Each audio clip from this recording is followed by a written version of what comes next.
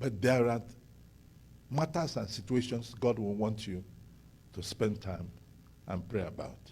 It has happened to me. Sometimes I have just spoken things and they start happening. And on some occasions, I prayed even for my own wife.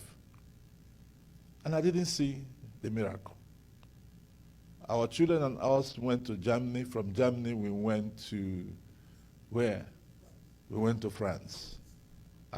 Paris? Okay. On our way back, my wife began to feel terrible pains on her ribs because she was the one packing all our books. And by the way, we're not book traders. It was in 1977 when I read an article by the communists that the church taught the world how to read, but they will give the world what to read. And I said to them, I will prove you wrong. And then I began to import containers of books to many African countries. Many of the people who sell books today in Lagos used to sleep in my warehouse in Port Harcourt. It was a commitment I made, to defend the name of my God and the church. And from that 1977, everywhere you see me in the world, I have books. So I got married to somebody who loves me, and everything I do, she likes to do them. And she will pack them, to make sure that each of my children will have their 2 pieces of luggage, and she will wear them. And she did that all alone.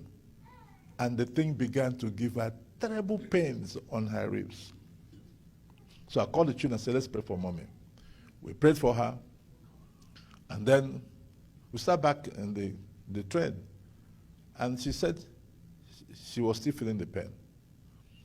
So I came like a big pastor, prayed for my dear wife. And she began to cry the more.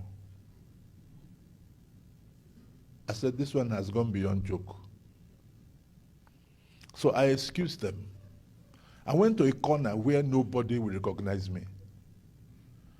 And I said, God, did you bring me out here to disgrace me?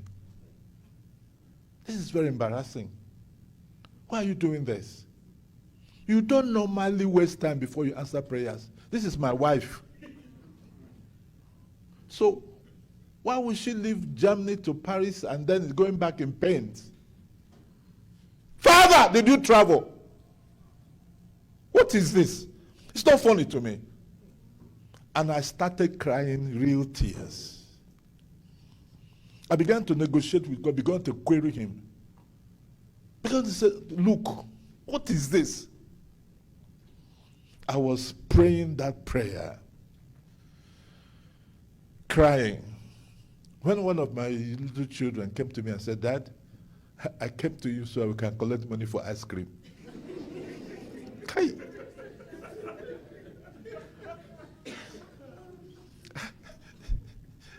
My eyes were red. The tears were on my cheek. I looked at him. I said, okay, I will come. When do you need it? She said, now.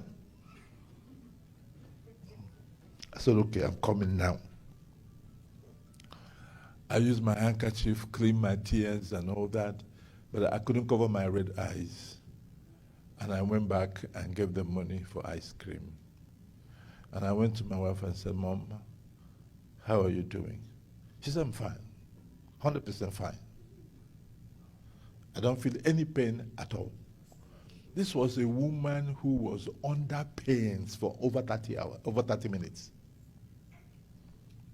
So I told them, excuse me, I went back to that place I was. I said, God, why did you have to wait until tears came out? Why?